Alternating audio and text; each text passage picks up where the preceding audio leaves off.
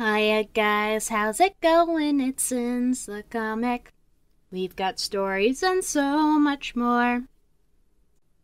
Hey guys! Today we're going to be reading something completely new. We're going to be reading something I wrote. It is called CorreapTale on a website called Archive of Our Own.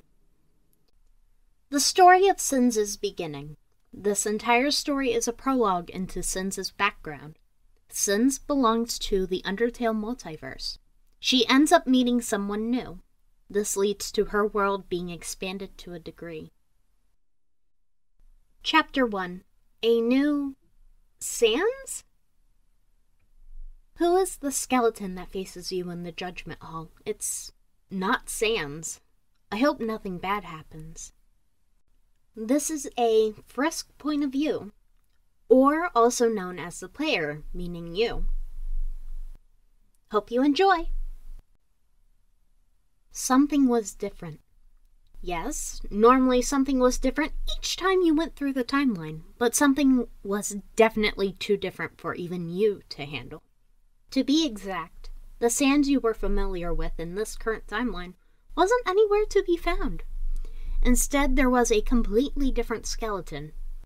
Not Papyrus either. As far as you could tell, all skeletons didn't have hair and were either big-boned and lazy, or tall and very active. This, whoever it was clearly almost 2 inches shorter than the familiar 5 foot 2 inches of the smiley trash bag, but seemed so much more fragile than either he or Papyrus. The flowing white hair coming from beneath the hood of the cloak didn't hide the glowing eyelights hidden in the depths. Nor did the skeletal arms sticking out from beneath the cloak prevent your surprise at the... What the... Is that a scythe? It's huge! And black? Weird. At least this being was letting you assess the situation before you decided to make your move. It was hard to decide how to kill this monster, considering the strange physics-defying heft of... You were getting distracted again. You readjusted your hold on your knife and took a step forward. The skeleton didn't even start a dialogue about how it was going to judge you. Maybe it's just a glitch? Another step and the lowering of the scythe's blade to mere millimeters of the floor dashed your hopes to just kill it to rush to Asgore. Do you have regrets? What? The skeleton's eyelight seemed to pierce something inside of you. Were they looking at your soul?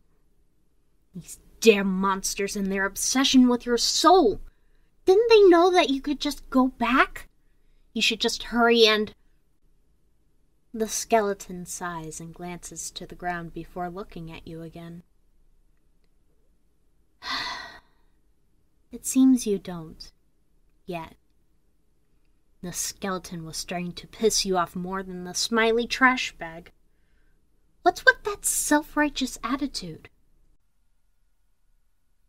It's a beautiful day outside. I'm sure the saying seems familiar. It's a bit late for you to go back at this point. This was getting really weird. Kids like you should be spending your days repenting alone and watching time go on without you. What? This isn't right. A softer megalovania was starting to play. Something more somber and final. As if losing wasn't an option you should risk. But how were you going to figure out how... The skeleton had put its free hand on the scythe and swung once with ease before winding back the blade and shortcutting behind you, starting to swing.